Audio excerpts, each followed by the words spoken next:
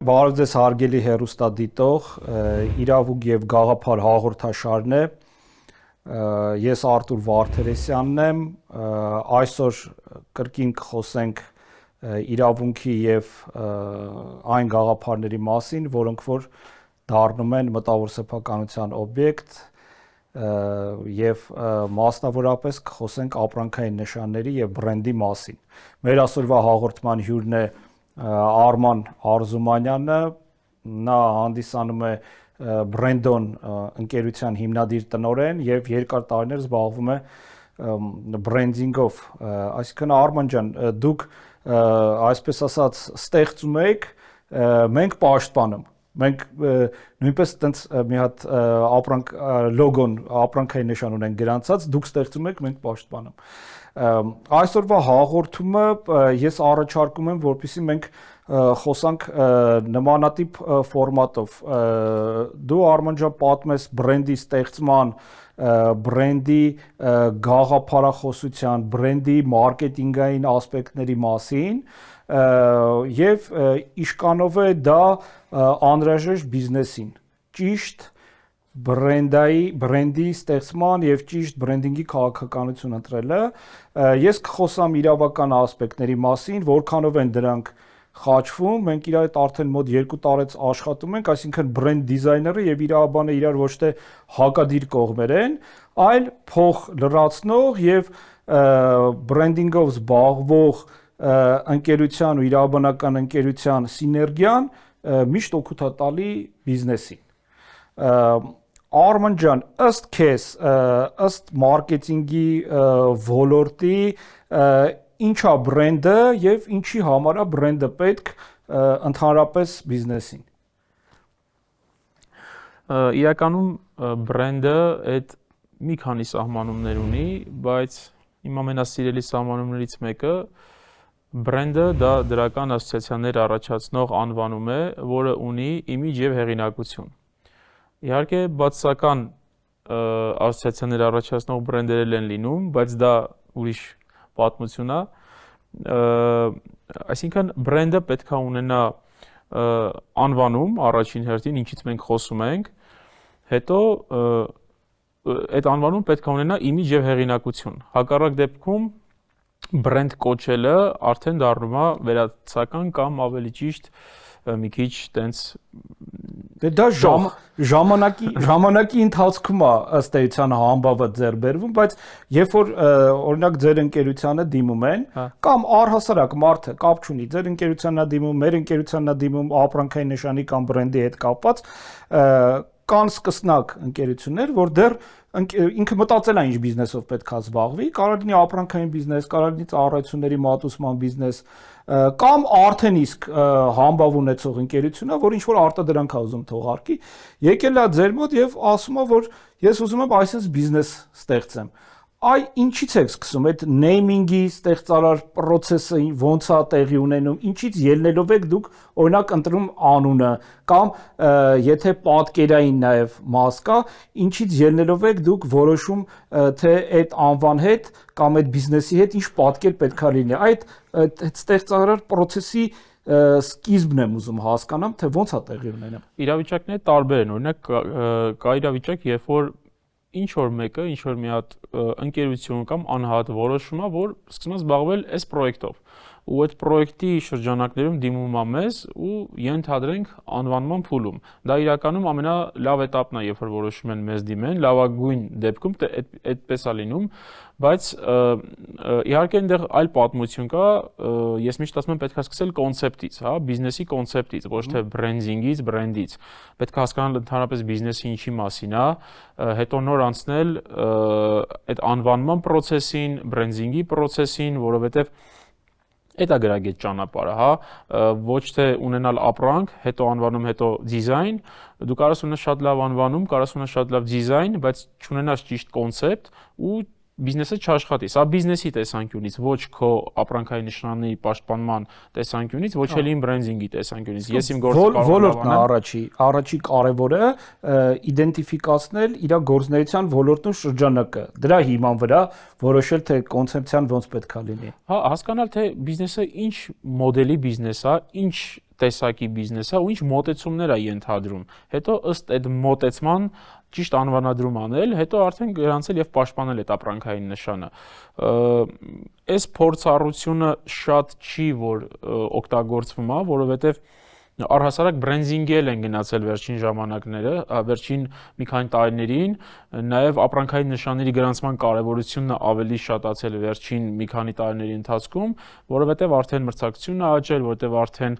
ներքին արտադրությունն է շատացել, հա,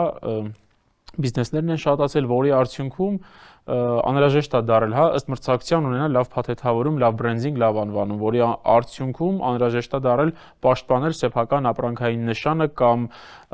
պրոդուկտը որպես փաթեթավորում, հա, այսինքն պաշտպանել կարելի է ոչ միայն անվանումը, այլև արտադրանքը, իր գաղափարը, փաթեթավորումը, հետեւաբար մրցակցությունը բերեց այս ամեն ինչի պահանջարկի աճին։ Բայց այս ամեն ինչից զատ ես միշտ փորձում եմ մի քիչ ավելի խորքից գալ։ Խորքից գալով նկատի ունեմ հենց կոնցեպտ, որի արդյունքում ճիշտ անվանում կդնենք, որի արդյունքում ճիշտ արդեն ուղղություն կստանա ապրանքային նշանի։ Դա օրինակ կներես Արման ջան, օրինակ բերեմ, օրինակ անվանումը, չէ, դե երկու ձև կա մոտեցում, չէ, կամ արդեն ինչ որ անվանումով հաճախորդը մոտիկանում է, սովորաբար այ կուզենամ քեզանից լսեմ, թե իր անվանումները, որ ընտրում են մեր բիզնեսները, ինչով են առաջնորդվում, կամ դուք թեկուզ որ անվանում ընտրում եք, ինչով եք առաջնորդվում, որովհետև եթե մենք ապրանքային նշանի տեսակետից ենք նայում, չէ, բրենդը, ապրանքային նշանի sense դեֆ բանը, հասկացությունը ինքը հստակ ասում է, որ ապրանքային նշանը դա թույլ է տալիս միևնույն ոլորտում գործող ընկերությունների արտադրանքներն ու ծառայությունները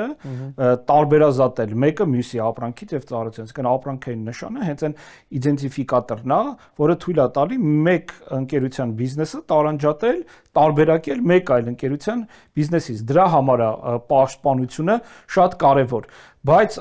ամեն դեպքում բնականաբար անվանումները իրանք կարան լինեն ռեալ որևէ անվանումներ, բայց կարող լինեն նաև մտածածին անվանումներ, որոնք ոչ մի նշանակություն չունեն։ Այ շատ հետաքրքիր է, թե ոնց եք դուք ձևավորում այդ անվանումը, ինչ գործիքներով, կարող ես մի հատ ինչ-որ կոնկրետ օրինակի վրա կամ որևէ ոլորտային օրինակի վրա հարցից պատասխանես, կամ այն, որ արդեն ընտրված անուններով գալիս են ու ինչ սխալները հիմնականում ըստ քեզ քո տեսակետից արդեն ի սկզբանե ընտրված ինչ սխալ ձևակերպումներով են մոտիկանում։ Նայ, sense ասած, այս ընթացքի պատմությունը վերջին 15 տարվա երևի թե, ինչքան ես գոնե գործունեության մեջ եմ, ես էտապներ եմ տեսել, հա, էվոլյուցիա եմ տեսել այդ անվանումների։ Առաջին փուլում, երբ որ նոր էի գործի մեջ արդեն խորացել, հիմնական խնդիրը ինչն էր։ Մարդիկ դնում էին անվանումներ, օրինակ երեխեքի անուններ, երկու երեխաների միացված անուններ, տեղանքի անուն, չգիտեմ, ինչ-որ ծնողների անուն կամ իր անուն ազգանունը եւ այլն։ Մասնագիտական ոլորտներում էլ մեր մոտ են գալի, օրինակ բժիշկների իրանց ազգանունը, իրավաբանների իրանց ազգանունը։ Դա նորմալ է, որովհետեւ կան մասնագիտություններ, որտեղ որ ազգանունը ինքը լավ է աշխատում, նաեւ ստատուսի առումով, նաեւ տոհմաշարունակում ենթադրենք տոհմով եկող բժիշկներ են, հա։ Դա շատ լավ է աշխատում, կամ, չգիտեմ, հայտնի իրավաբանների ընտանիք են, էլի լավ է աշխատում, բայց եթե պահածոյի վրա դնում ես ինչ որ ազգանուն, դա արդեն շատ բացառիկ դեպքում կարող է աշխատի կամ տրամաբանական լինի։ Հա, եթե էլի տրադիցիոն արտադրանք չէ, օրինակ, էլի, այսինքն եթե դրա համար բացառիկ դեպքերում։ Հետևաբար այդ էվոլյուցիոն առաջին փուլը իմ համար շատ տեսանելի, երբ որ այտենց անուններ էին դնում, մարդու անունը դնում էին ապրանքի կամ ծառայության կամ ընկերության վրա, որը շատ դեպքերում, իմ տեսած դեպքերում տրամաբանական չէր եւ նաեւ խոչընդոտ էր։ Մրցակցությանը զուգահեռ ու այդ ժամանակ, երբ որ դեռ մարքեթինգը ու նեյմինգը նոր էր մտնում հայկական շուկա ու մենք սովորացնում էինք առհասարակ ոնց այդ process-ը պետք ճիշտ անել, օրինակ դասընթացների ժամանակ, տրեյնինգների ժամանակ, համալսարանում դասավանդելու ժամանակ եւ այլն, մենք փորձում ենք նախ այդ process-ները բացատրենք, հա, անուն դնելու մի քանի եղանակ կա։ Օրինակ, զրոյից ստեղծել անուն, հա, գոյություն չունեցող բառ։ Դա անուն դնելու մի ձև է։ Օրինակ, այդ երկու բառերի արմատները միացնելով իրար, հա, որը որ կարա նկարագրի կամ product-ի տեսակ կամ գործունեություն եւ այլն, մեջ ունենա իմաստ եւ տառային ու հնչյունային համադրությունը լավ ստացվի։ Էլի ստեղծել անուն, բայց արդեն գոյություն ունեցող բառերի արմատների միացման հիման վրա։ Պատկերացրեցի, մենք օրինակ հիմա մի հատ ապրանքային նշան ենք փորձում գրանցել, Mojito Fresh, այսինքն Mojito բառի եւ Tharm բառի համադրությունն է, որը որ ըստ էության ինքը գլոբալ կարող է ասել, որ ոչ մի իմաստային ծանրաբեռնվածություն չունի, բայց ինչ որ ասոցիացիաներ է առաջացնում, ինչի մասին է խոսքը գնում։ Կա այլ մոտեցում, երբ որ դնում են ասոցիատիվ անվանում, այսինքն ենթադրենք գործունեությունը նկարագրող, բնութագրող կամ ասոցիացիաներ առաջացնող անվանում, որ ամենաշատը երկրորդ этаպում սկսեց կիրառվել, այսինքն երբ որ մենք փորձում էինք ընկերությանը կամ պատվիրատուին ասել, որ եկեք գոնե ասոցիատիվ անվանում դնենք, գոնե այդ տարբեր, որովհետև սովորաբար ականջին դժվար է նստում զրոյից ստեղծված բառը։ Եթե մարդը երբևէ չի լսել, երբևէ ոչ մի տեղ չի հանդիպել, այդ բառի հանդեպ վստահության, ադապտացիայի խնդիր կա դեռ։ Այդ իրական ավելի բարդ process է ու ավելի է դրա մեջ ժանքուճիկ դրվում, որպեսզի ճիշտ հնչյուններով, ճիշտ տառային միացություններով բառ ստացվի,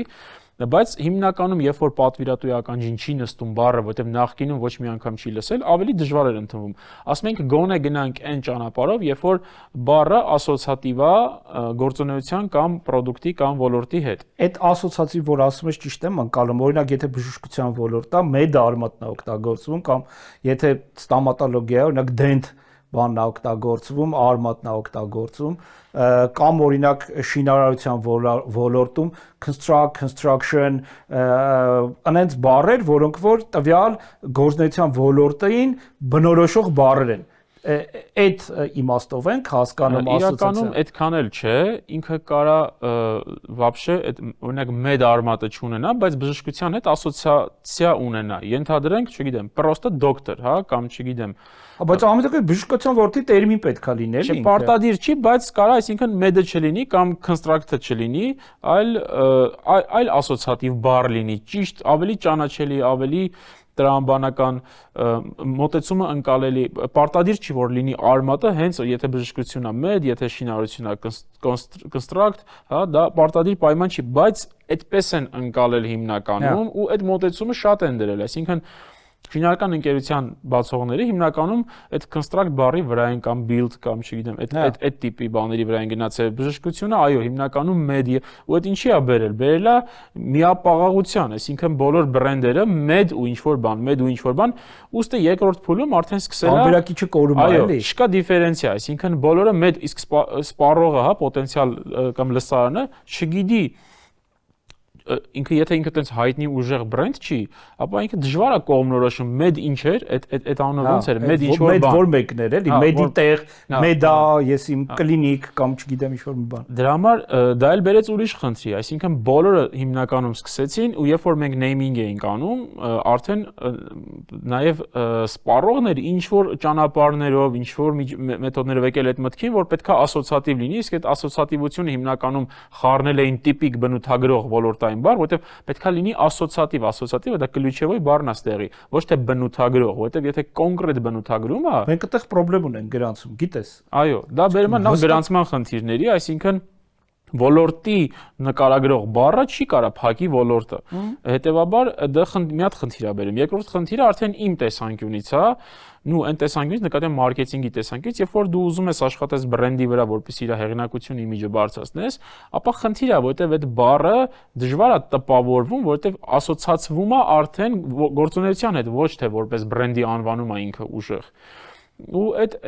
этаպից արդեն փորձում ենք անցում անենք այլ этап, որտեղ որ բառը կարա ընդհանրապես կապ չունենա գործունեության հետ, որովհետև կարող է դու այնպեսի մի հատ կարճ, вообще անունը պետքա լինի համապատասխանի մի քանի կրիտերիաների, օրինակ լինի կարճ, հեշտ, հիշվող, արտահայտիչ, տպավորիչ եւ այլն, հա կրիտերիաներ կան։ Ըստ այդ ո՞նց է չափում, ըստ ձեր աշխատակցի կամ քո ընկալումների, չէ, սուբյեկտիվ է։ ոչ թե աշխատակցի չափորոշիչ, որով առաջնորդվում ես։ Այո, դա մի քիչ մասնագիտական կտոր է։ Իմ համար անվանումը կամ լոգոտիպը պետքա ունենան իրենց կրիտերիաները։ Անվանումը պետքա առնվազն լինի հեշտ հիշվող եւ տպավորիչ։ Որովհետեւ եթե գովազդ ես անում, պիտի այնքան հեշտ լինի, որ հետո կարողանա մարդ արտասանի, հիշվող լինի, որpիսի դու 10 միավոր գովազդի փոխարեն ծախսես 2 միավոր գովազդ ու ստանաս հիշվելիություն, արդյունքը բարձր լինի ու տպավորիչ, որպեսզի մարդու մոտ դա ֆիքսվի, այսինքն այդ պահին չհիշի 3 րոպե հետո մոռանա։ Գոնե այս 3 կրիտերիաներին պետք է համապատասխանի, որպեսզի մարդու ծախսած գովազդային բյուջեն էֆեկտիվ աշխատի ի նպաստ անունի, որպեսզի ժամանակը աշխատի ի նպաստ անունի, չէ՞ որ տարիների ընթացքում անվանումը ինքն իրան էլ է դառնում հայտնի եւ ճանաչելի։ Որտեւ կա տես կարծիք, որ ստեղծման պայշյալ ժամանակի ընթացքում նույնիսկ ընդհանրապես առաջի հայացքից ընդհանրապես ոլորտի հետ առնչություն չունեցող անունը կարա դառնա այդ ոլորտը բնութագրող բան, ոնց որ իրավաբանության մեջ հայտի տենց բրենդեր կան, նույն Xerox-ը։ Բոլորը գիտենք Xerox-աները դա պատճենահանել է, բայց ինքը ըստ էության բրենդ է եղել, նույն Scotch-ը, բոլորը գիտեն որ դա այն, որը բայց ինքը ի սկզբանե բրենդ է եղել եւ նույնը շատ այլ բրենդեր կան, որոնք որ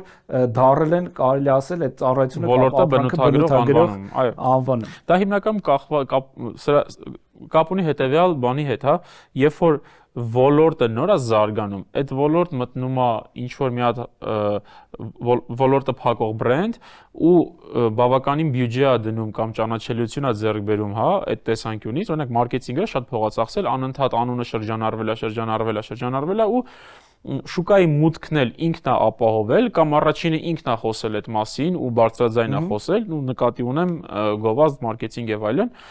արդեն ավտոմատ դառնում է այդ բնութագրող բառը, օրինակ Baxi օրինակը, չէ՞, երբ որ ինքը Baxi-ն է, բոլորը ասում են առաջին գազի կացան, միգուցե առաջինը չէ, բայց առաջինն էր massայական այդ մասին գովազդում, որ արդեն իսկ այս նման լուծումներ ունենք եւ այլն, Baxi-ն դառավ նմանատիպ օրինակ, հա, երբ որ նստեց ոլորտը բնութագրել։ Բայց եթե անդրադառնանք նախորդ հարցին, միտքը նրանում էր, որ անունը պարտադիր չի լինի կոնկրետ բնութագրող, որովհետև դա արդեն խանգարում է, ոչ թե օգնում է։ Ինքը կարող լինի ասոցիատիվ, ասոցիատիվությունը կարա օգնի, այդ էլ տրամաբանության մեջ, չափի մեջ, մասնագիտական կարծիքով, ինչ վերաբերում է դա մարդուց է կախված թե չէ, այո, մարդուց է կախված, բայց դա այդ մարդը եթե մասնագետ է, ապա պետք է հաշվի նստել այդ մասնագիտական կարծիքի հետ։ Մեկ էլ կա այլ ճանապարհ, հատկապես եթե էքսպերտ է։ Այլ ճանապարհը հարցումներ անելն է, հա, օրինակ, իրական ավելի էֆեկտիվ հարցումը, եթե massայական ընդհանրիկ հայկական շուկայի համար նախատեսված, գոնե 2-3 հազար ռեսպոնդենտ պետք է հարցվի, բայց սոցիալական ցանցերով մի խոսքով։ Բայց գոնե պայմանական 50 հոգու, 100 հոգու, գոնե մի հատ ընկալելիությունը, հա, հիշվելիություն, տպավորելիություն կամ ասոցիացիաներ ոնց է մարդու մոտ առաջանում, գոնե այդ ձև կարելի է հասկանալ։ Արտասահմանում նման պրակտիկա աշխարհում կա, Հայաստանում էլ կա, հա։ Կա, այսինքն անվանումը մինչև գործընթացը սկսել է այդ անվանման փուլում հարցումներ են անում, ասում են օրինակ այս անունը ինչի հետ էս ասոցացում, հա, երևի։ Խնդիրը ոչ թե, հա, կարող լինի հարցադրումը, եթե անվանումը տենց, հա, իրական հարցաշար է կազմվում ըստ նպատակայնության, ինչ հարց է լուծում։ Դրանից հետո նոր արդեն այդ հարցումները իրականացվում է, հա, պայմանական ինչ ասոցիացիաներ ես կազմում, ինչի հետ էս կապում, ինչ ոլորտ եւ այլն։ Իսկ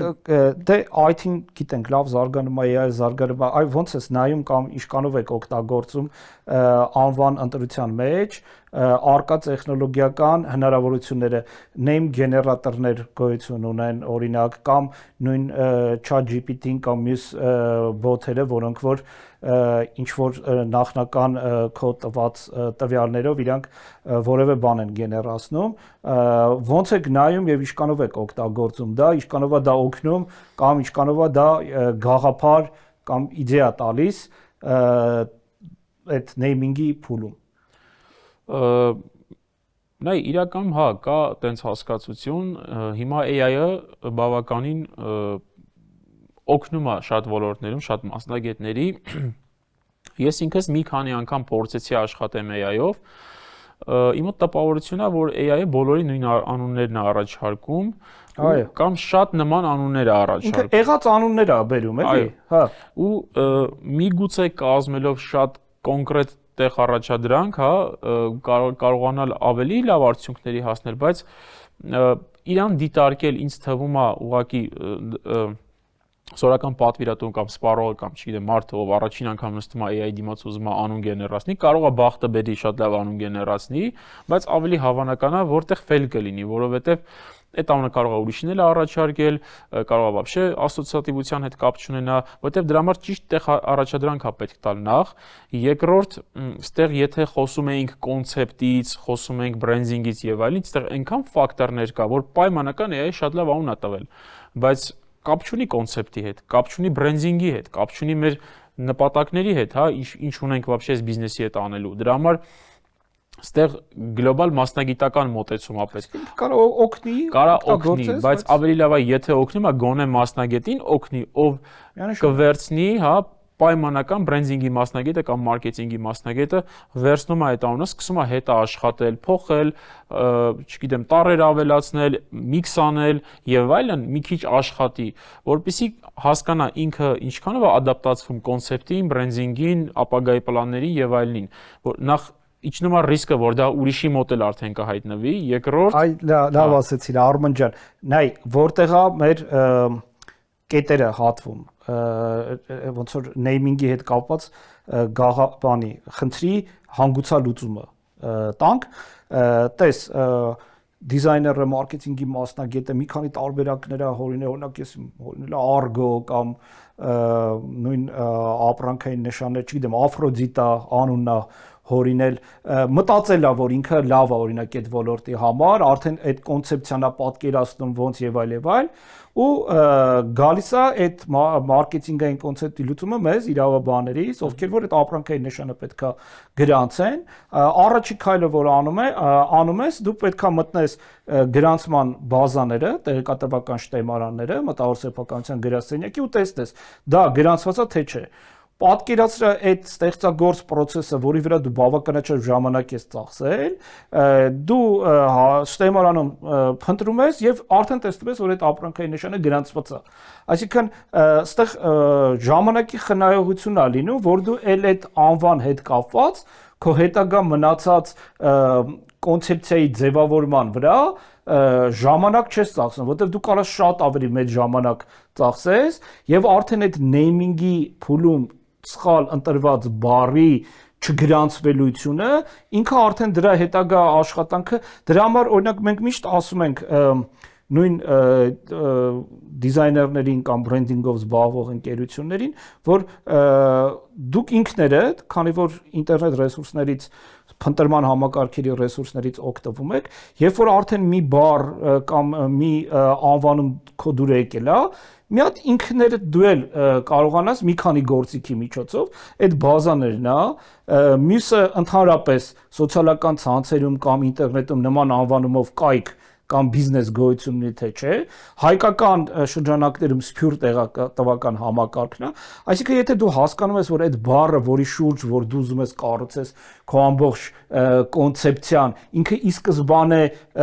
թերի խնդիրներ ունի իրավական տեսակետից, դու քո ժամանակը խնայես եւ ի սկզբանե արդեն այդ բառի վրա չկենտրոնաս, որովհետեւ ես զգացել եմ համ հաճախորդների մոտ, համ բրենդինգով զբաղվող ընկերությունների մոտ, այդ իր ստեղծած բառը իրան այնքան հոգեհարազատ է լինում, այնքան է իրան դուր գալի, որ հետո այլ տարբերակների վրա ինքը չի կարող կենտրոնանա, ու սենց շատ վատ հոգեբան վիճակ է առաջանում, երբ որ դու իրան ասում ես, բա գիտես ինչ, այդ քո մտածածը, որ դու մի շաբաթ 10 օր մտածել ես, լիք ուրիշ անունների հետ համադրել ես, ոչ մեկը դուրի չի եկել, հենց այդ է դուր եկել, դա անհնար է կարելի ասել գրանցել։ Այդ ամբողջ խնդիրը մենք միշտ ասում ենք, որ այդ անվանումը հորինելու process-ում նաև պետքա որոշ մինիմալ առումով ուշադրություն դարձնել դրա գրանցվելիության հավանականության վրա, պարզ է 100% չես կարող, բայց դե այդ գրանցվելիությունը նայես։ Նեյմինգի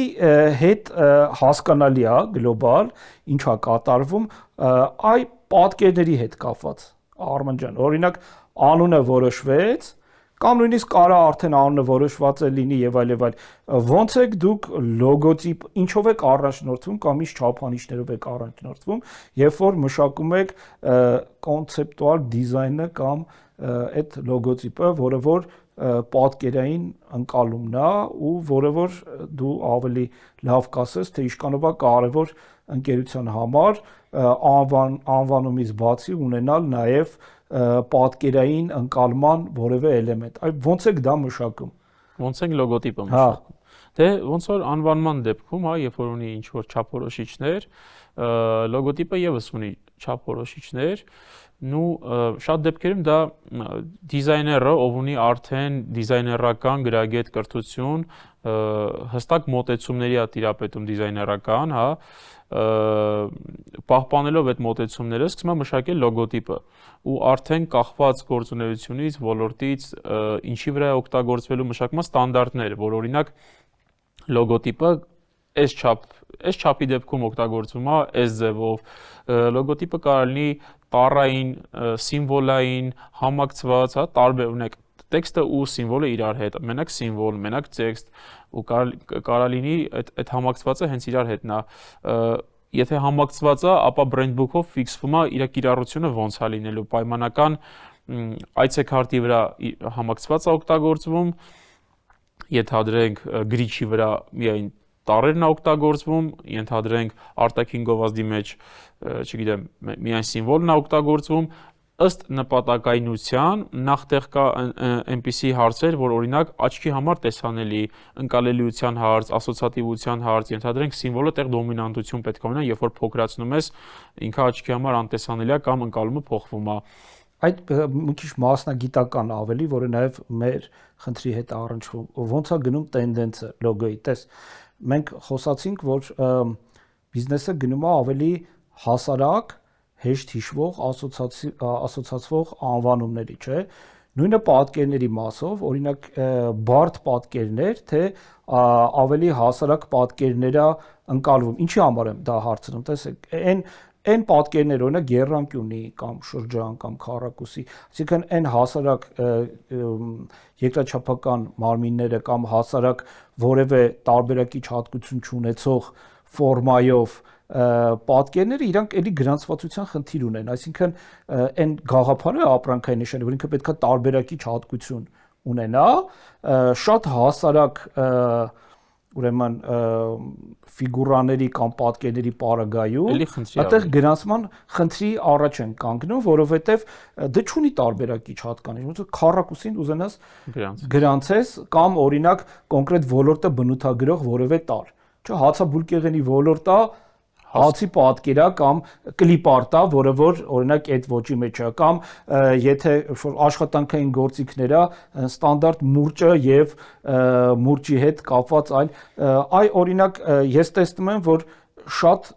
համենայնպես չգիտեմ ինչքանով մասնագիտացված բրենդինգ է արվել, բայց շատ են սկսվել այն հայտերը, որոնք շատ հասարակ ֆորմաների մեջ են գնում։ Այդ ձեր բնագավառում օրինակ այդ տենդենսը կա թե չկա, կամ դուք օրինակ խորհուրդ տալիս եք այդ ուղղությամբ շարժվել, կամ ոնց անել, որ պատկերների հետ կապված նաև այդ տարբերակությունը, տարբերակիչ հատկանիշը ինքը ընդգծելի լինի։ Միգուցե նրանից է, որ աշխարհում ամեն ինչ գնում է մի քիչ մինիմալիզմի, իսկ մինիմալիզմի մեջ դա պետքա պրիմիտիվություն չլինի, այլ պետքա լինի ավելի մինիմալ ծանրաբեռնված դետալներով ծանրաբեռնված ինչ որ լուծումներ։ Երբ որ դա արդեն պրիմիտիվանում է, արդեն քառակուսի մակարդակ է դառնում, իսկ քառակուսին դժվար ինչ որ մեկը գրանցի որպես սեփականություն, դա արդեն ուրիշ հարց է, այստեղ ինձ թվում է ճիշտ մասնագետը, ենթադրենք դիզայները, ինքը արդեն նախ մասնագետը ինքնին վրա աշխատում է, հետո ժամանակին, տենդենսներին, պահանջներին ու եթե կրթություն ունեցող մասնագետը նաև բոլոր օրենքներին ու հաստատ չի գնա այն աշճանի պրիմիտիվության, որը որ կարա խնդիր բերի, պրոյեկտի համար, ու ստեղ ինչքան էլ մինիմալիզմի գնալ, պետքա ապրանքային նշանը էլի իր տրամաբանությունը ունենա։ Մենք օրինակ ապրանքային նշանը ամփոփում ենք հիմնական լոգո բուքով կամ brand book-ով ըստ պրոյեկտի, բայց այդ մինիմալիզմի ու պրիմիտիվության մեջ պետքա հստակ սահման ունենալ, որպեսզի չգնալ պրիմիտիվության ու հասնել արդեն ապրանքային նշանի գրանցման խնդրի։ Այս մասով ինձ թվում է 1-2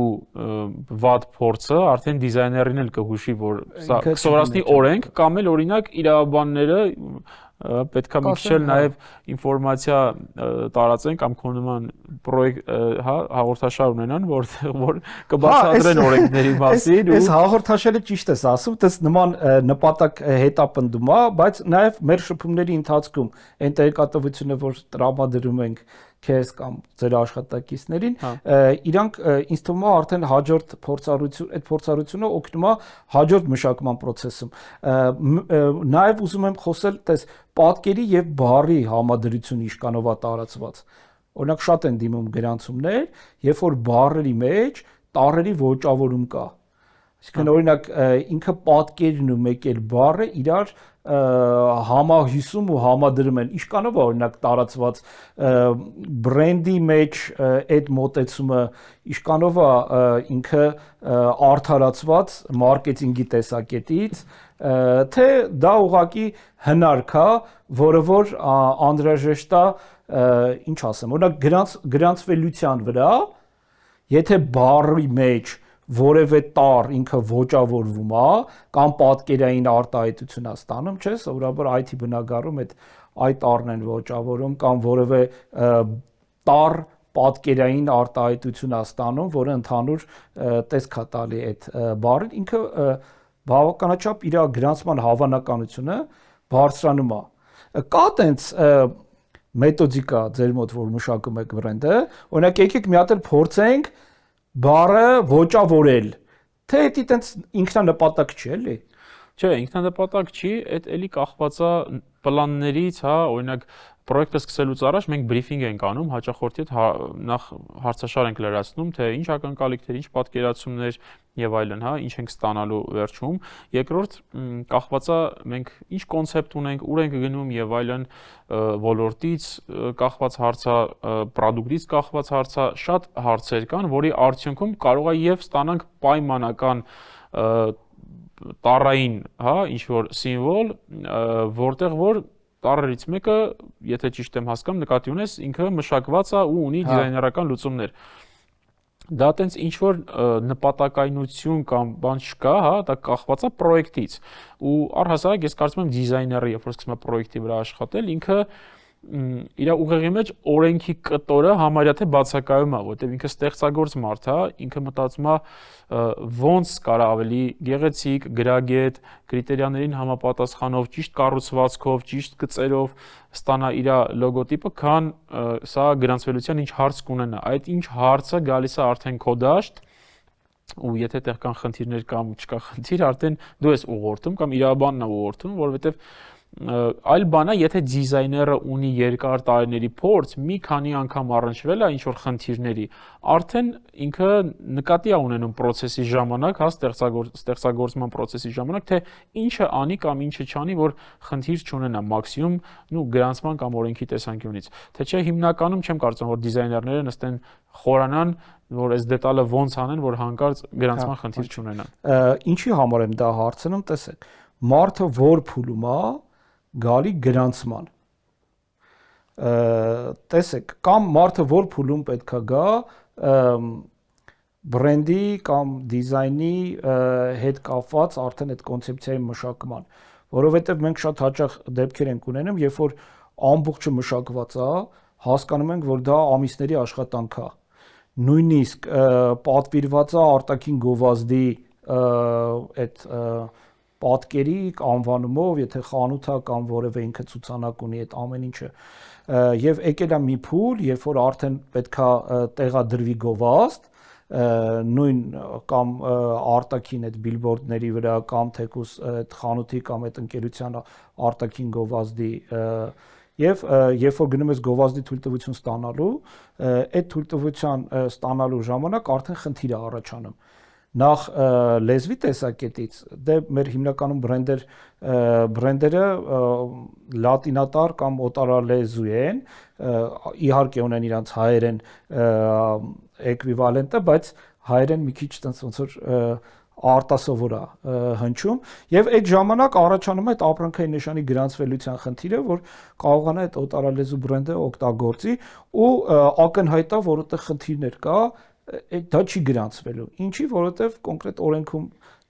ապրանքային նշաններն էլ չափորոշիչներ ունեն։ բացարձակ չափորոշիչներ, հարաբերական չափորոշիչներ, բացարձակ նույնիսկ բացարձակ չափորոշիչների հետ կապված խնդիրները շատ են լինում ու ինքը շանսերը շատ քիչ է գրանցվելու, բայց այդ ամբողջ գործընթացը արած է։ Ըստ ձեզ, եթե գա հաճախորդը դիմում է ձեզ կամ նման խնդիր է առաջանում, իշկանով նպատակահարմար այդ փուլում արդեն իսկ հաճախորդին ասել, որ գիտես ինչ, այդ ասենց խնդիրներ է լինելու, արի մենք ի սկզբանե նաև այս խնդիրը զուգընթաց փորձենք լուծել, որովհետև մենք կարանք այդ ամեն ինչ անենք ու բախվենք իրավական խնդրի։ Այ ո՞նց են իրանք նայում, օրինակ ինչ շատ հետաքրքիր է, ուշադրություն դարձնում են հիմա այդ հանգամանքի վրա, թե ասում են դե հիմա չգրանցվեց, դա ոնց որ երկրորդական է։ Նայ, դե փորձից ելնելով կարամ ասեմ, ամեն դեպք էլ հանդիպումը, երբ որ պրոյեկտին օրինակ պատվիրատուն կոնկրետ որոշած անուն ունի ու ասում է, որ չէ, հենց այս անունով ենք անում։ Դաժե ուսումնասիրում ես, հասկանում ես, որ ընդ գոնե ոչ այդքան իրավաբան լինելով հանդերձ կան ռիսկեր։ Տեսնում ես, որ այդպես ապրանքային ծառայություն կա, էլի շուկա։ Բայց մարդը ասում է, չէ, ես էս եմ ուզում, փորձենք, 10 ուրիշ կանենք, չգիտեմ, ուրիշ մանյովր կանենք կամ չենք գրանցի։ Տենց էլ է լինում։ Եղել է դեպքեր, երբ որ արդյունքում դաժե փոխել են տվել, հա, անվանումը, որտեղ շանս չկար, որ դա կարակյանքի կոչվի։ Լինում է դեպքեր, երբ որ մարդը որոշել է, հա, պատվիրատուն որոշել է ինչ-որ անվանում, բայց արդեն հասկանում ես ռիսկը, բացատրում ես ռիսկայնությունը մոտորապես ինչքան եւ այլն, ասում է դե ավելի լավ է այս սկզբից փոխենք։ Լինում է դեպքեր, երբ որ նաեւ մարդու միտքն էլ է, չէ, զուգահեռ ինչ-որ մեկը քո այդ զուգահեռ անուն է մտածում նման։ Հա, դրույթ հնարավոր։ Մի անգամ տենց դեպք ունեցել եմ մի տարի առաջ, պրոյեկտ էինք անում, որի համար մտածեցինք շատ թույն անվանում, սաղ կատեգորիաները ազատ էր, լրիվ դասերը ազատ էր ու process-ը սկսեցինք, զուգահեռ հայտ տվինք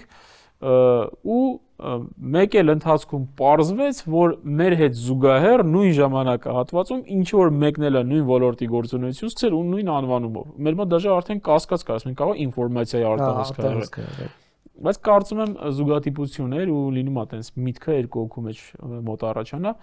Արդյունքում մենք զանգեցի այդ մարդու հետ խոսացի, փորձեցի պայմանավորվեմ, ասել որ մենք արդեն ահագին գործ ենք արել, արդեն պրոյեկտ ենք փակել, արդեն տպագրության ենք անցել, ինքն ասեց որ ինքը արդեն տպագրել վերջացրել է։ Այտենց մի խոսքով այդ պրոյեկտը տենց մենք ինքներս հրաժարվեցինք այդ անվանումից շատ արագ, որտեվ չէինք ուզում ժամանակ ի վնաս մեզ աշխատեր, էլի լավ անվանում մշակեցինք, արագ պրոյեկտը փոխեցինք այլ անվանումով ու գնացինք առաջ։ Իհարկե այն մյուս պրոյեկտը 2 ամիս հետո փակվեց, չգնաց առաջ, բայց դե արդեն անունը ինքը զբաղեցրել էր։ Մենք չգնացինք այդ ռիսկին, սպասենք իրան, մենք արագ փոխեցինք ու պրոյեկտը հաջողեցինք։ Իսկ Արմեն ջան, տարածքը, երկիրը կապ ունի անվանման թե լոգոտիպի ընտրության մեջ, ինչի համար եմ դա հարցնում, իրավական առումով ապրանքային նշանը, երբ որ դու պաշտպանում ես, ինքը պաշտպանվում է Հայաստանի Հանրապետության տարածքում։ Երբ որ ապրանքային նշանը մենք գրանցում ենք, շատ հաճախ նաև ապրանքային նշանների մասին օրենքում մի հատ տենց կետ կա, մենք մեր գործերով առնչվել ենք, երբ որ դու ուզում ես այդ բրենդը Հայաստանում գրանցես կամ ստեղծել ես այդ բրենդը եւ վիճարկում է, որ նմանատիպ անվանումով բրենդ որևէ այլ երկրում կա, չգիտեմ, եվրոպական երկրում, Անգլիայում, Զիմբաբվեում, աֆրիկական որևէ կապ չունի, որևէ երկրում կա ու այդ անվանումը նայում ես, տեսնում ես այդ երկրում ինչ-որ տարածվածություն է, բայց տարածվածությունը ընկալում ես միայն այդ սոցիալական ցանցերում, ինտերնետում իր առկայությամբ։ Օրինակ իրավական առումով Հայաստանում նույնիսկ այդ ժամանակ խնդիր է առաջանում այդ անվանումը գրանցել։ Բայց դու մի քիչ առաջ նշեցիր, որ անվանումները սահմանափակ են, տարբեր երկրներում կարան սեփականատերերը տարբեր լինեն, ու ինչքանով է դա ողջամիտ, որ դու այդ անվանումը որ մտածել ես կամ այդ պատկերը անբարեխիղճ մրցակցության մեջ ես մտնում ինչ-որ մոտ արտասահմանյան երկրի ընկերության հետ։ Հիմա երբ որ Հայաստանում մշակում ես բրենդը, դու այն տեսլականը կամ այդ գործարարը ինքը տալիս է այդ տեսլականը, որ գիտես ինչ, ես օրինակ որոշել եմ Հայաստանում սկսեմ սկզբից արտադրել, հետո արտահանել այս երկիր, այն երկիր եւ այլ, կամ նույն բրենդով ես օրինակ դու գտնում որ ճիշտ է դուրս գալ այլ երկիր, թե կա նաև որ մի բրենդով ինքը Հայաստանում լինի, այլ բրենդերով արտաս։ Օրինակ ես կուզենամ այդ միջազգային բրենդի մշակման փորձառությունից մի քանի բառ ասես։ Նայեք, միշտ չի որ հաճախորդը հստակ ձևակերպում է, որ օրինակ պրոյեկտ ենք անում, որը որ ենթադրենք դուրս է գալու Հայաստանի սահմաններից դուրս կամ կոնկրետ այս երկիր կամ աշխարհի մասշտաբով եւ այլն։ Նախ մեր մշակույթի մեջ շատ տենց տարածված չի բիզնես պլանով սկսել բիզնես, հա, շատերը սկսում են փոքր փորձելով եւ այլն, կամ չգիտեմ, հաշվի առնելով հայկական շուկա հենց Հայաստանն են նախատեսում, այսինքն եթե լինի բիզնես պլանով նախատեսած լինի, որ պայմանական 5 տարի հետո դուրս են գալի, օրինակ ռուսական շուկա,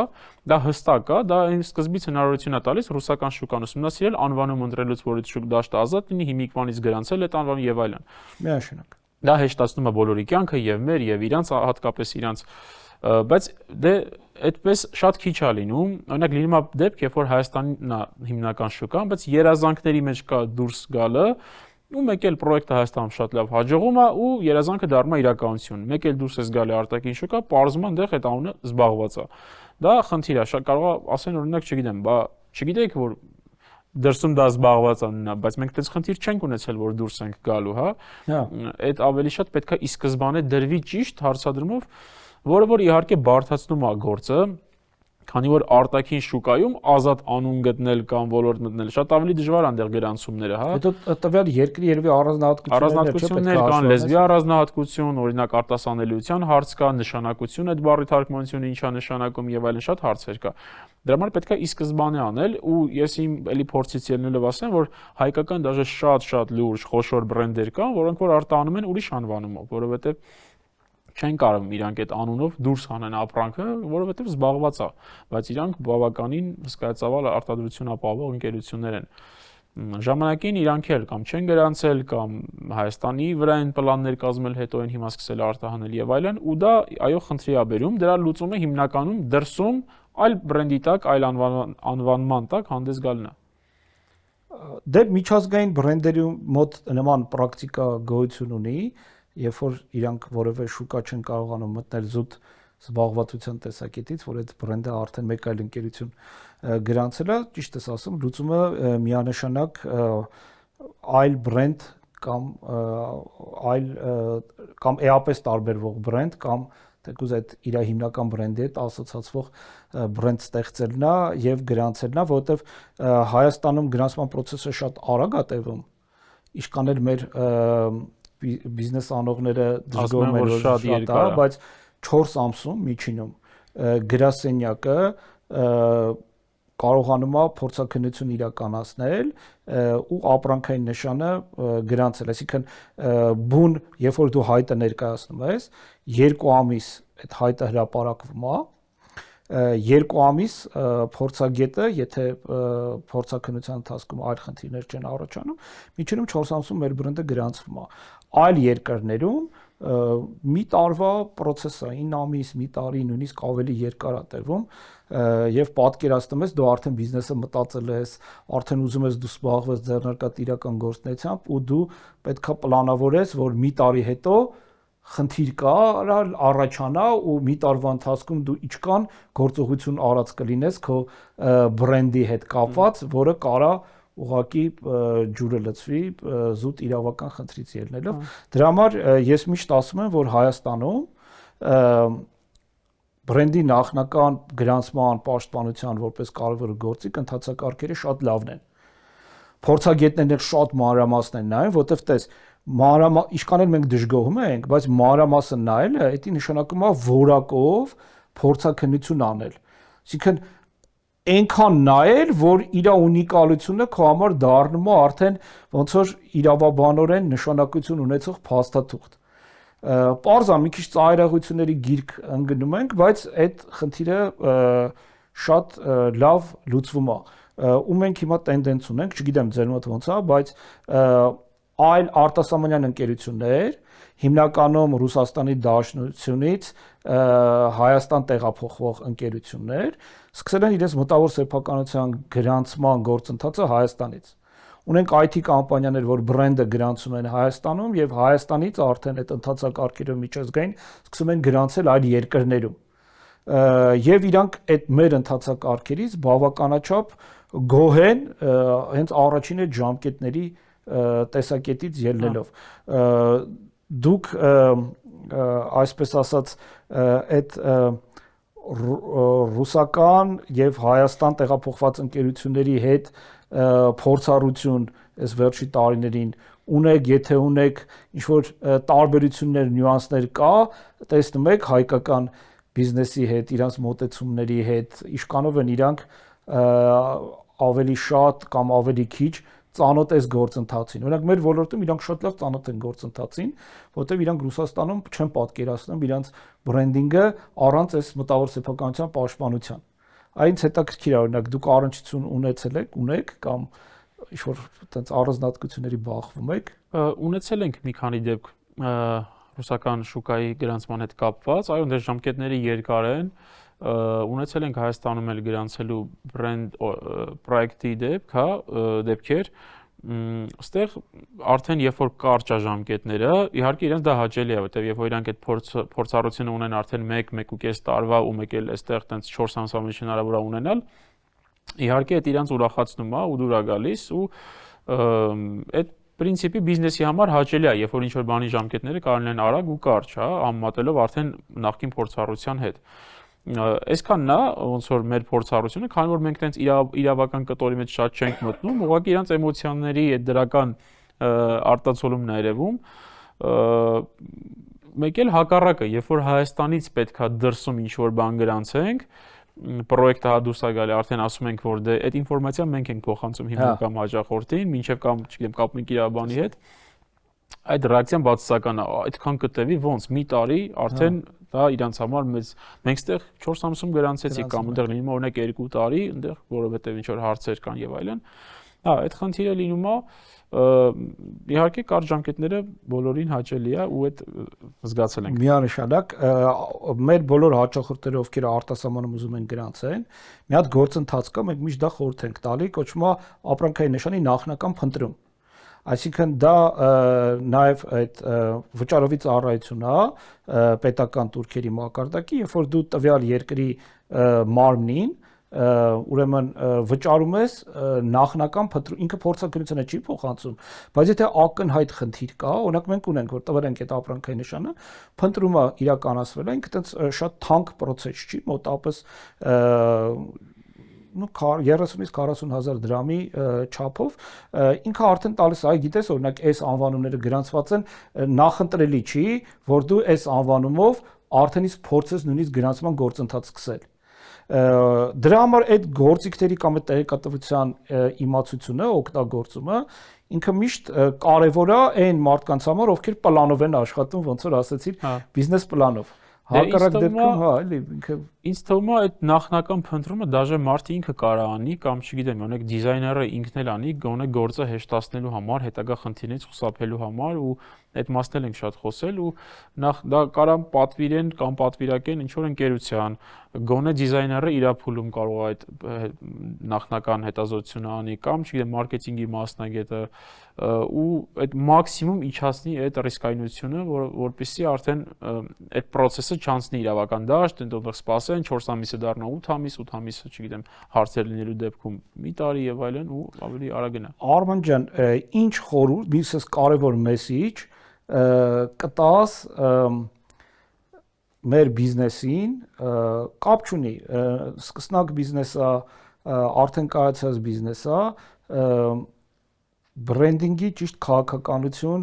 իրականացնելու համար, օրինակ մի քանի sense կարևոր ընդգծված ու քո տեսակետից պրոբլեմատիկ հիմնվելով այն փորձի վրա, որ հաճախ նմանատիպ սխալները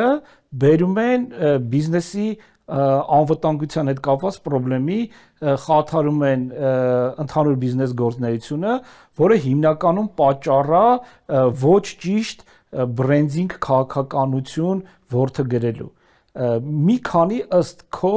տեսակետից կարևոր մեսիջ, որը որ կարանք մենք մեր հեռուստադիտողին ու բոլոր նրանց, ովքեր որ մեզ նայում են, դու հաղորդ ես։ Ինձ թվում է առաջինը խորհուրդ կտամ միշտ աշխատել լավ մասնագետների հետ, գտնել ճիշտ մասնագետ աշխատելու համար, որովհետև բիզնեսը այն հարթակն է, հա, այսպես ասած ճակերտավոր, որտեղ որ ժամանակը շատ կարևոր է ու այն հարթակներից է, որտեղ օրինակ բժշկությունն էլ է այդպես։ Դա միանշանակ, որտեղ յուրաքանչյուր կորցրած ժամանակը դա անդառնալի հետևանքներ կարող ունենա։ Ու դրա համար բիզնեսի մեջ ժամանակը արագություն շատ կարևոր է, հա, հիմա դաժե շատ հայտնի բան կա, այտենց նախադասություն կա, ռուսերեն ասեմ, ասում է существует две типа компаний, быстрые и мертвые։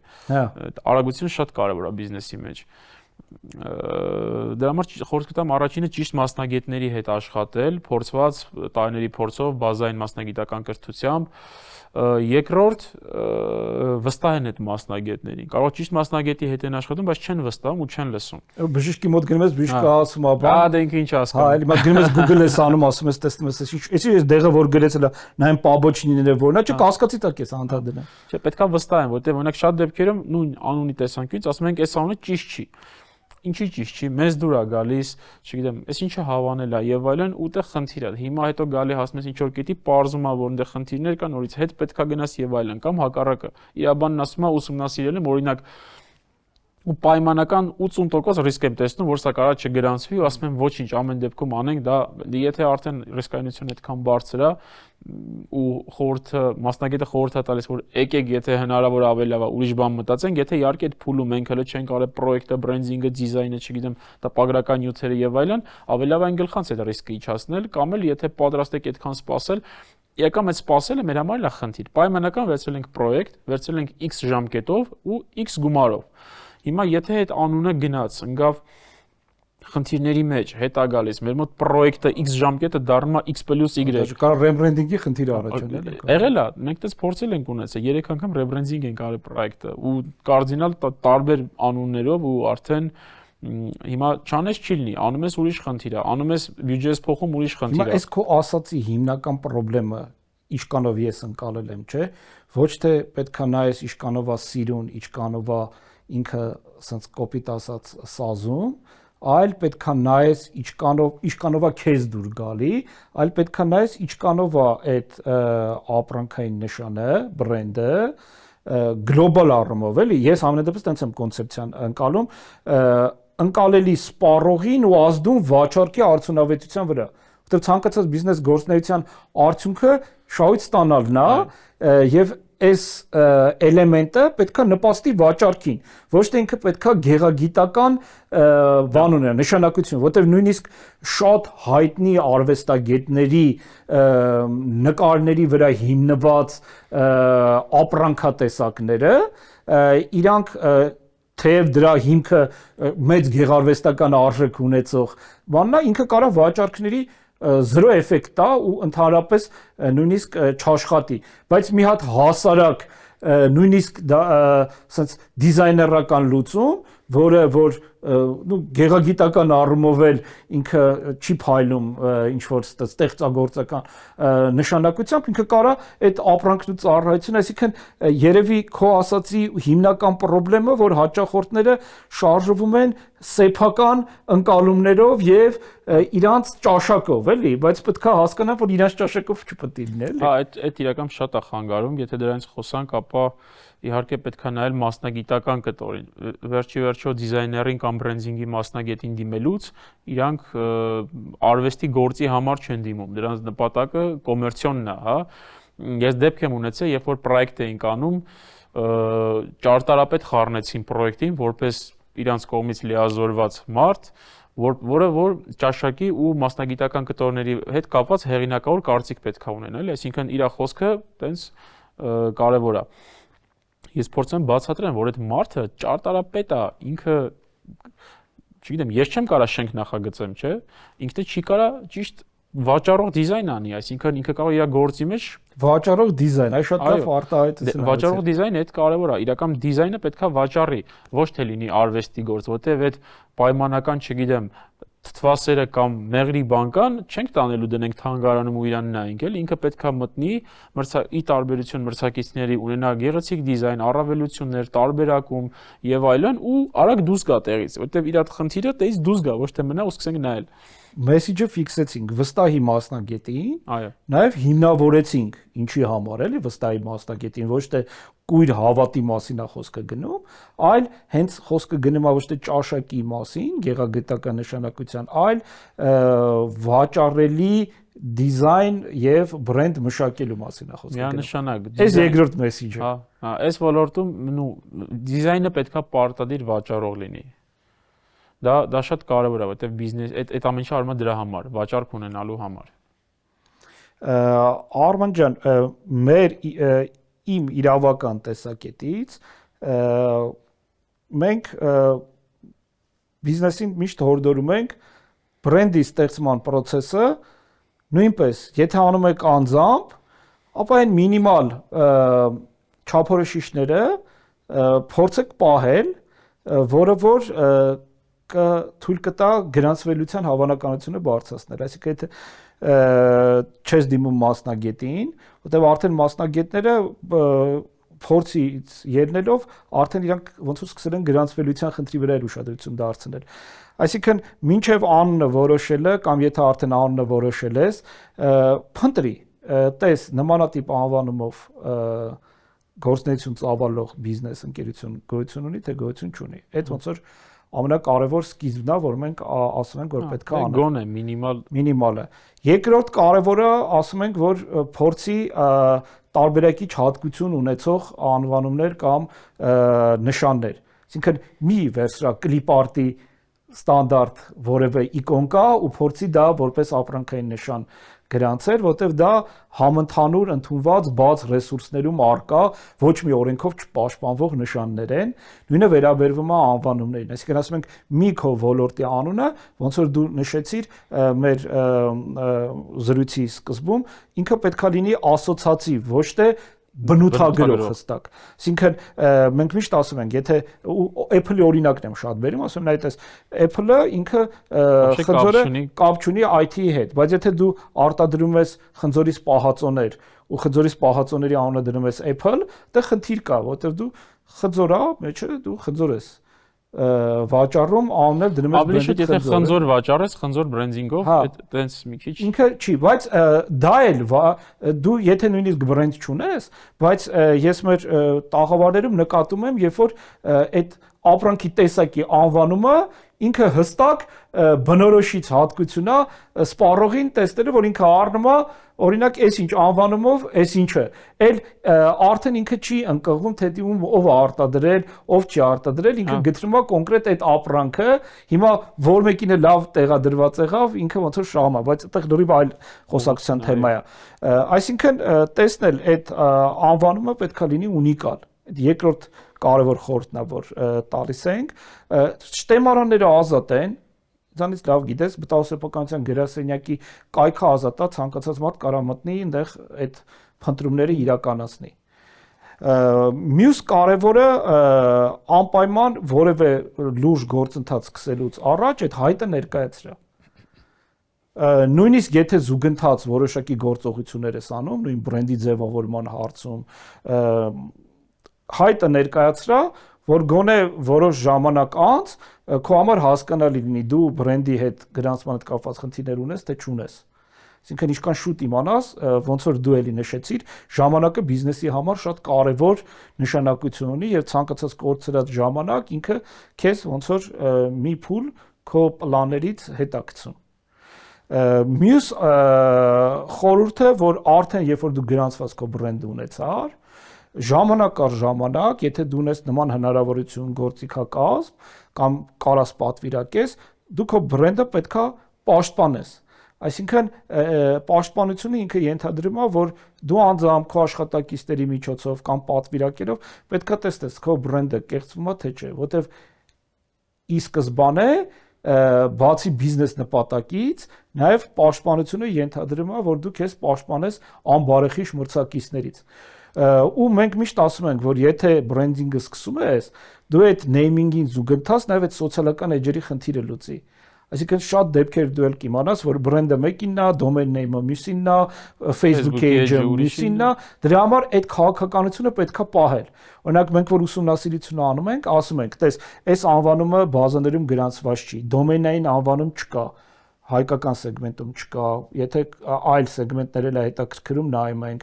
ասում ենք, որ այլ SS հարթակներում չկա, սոցիալական ցանցերում չկա, դա արդեն ինդիկատոր է, որ դու շատ ի սկզբանե ուժեղ բրենդ ես փորձում պաշտպանություն վերցնել, որը որ փակում է այդ հարցերը։ Եվ պաշտպանել կեղծարարությունից, որտեղ եթե հայտնվում է նման էջ, նման սոցիալական դու պետքա հետախոհական լինես, փառք Աստծո սոցիալական ցանցերում այդ գործիքակազմը կա, որը թույլ է տալի, եթե դու բրենդի տեր ես, այդ վկայական ունես, դու կարողանաս արգելափակես անբարեխիղճ մրցակիցներին եւ զրկես նրանց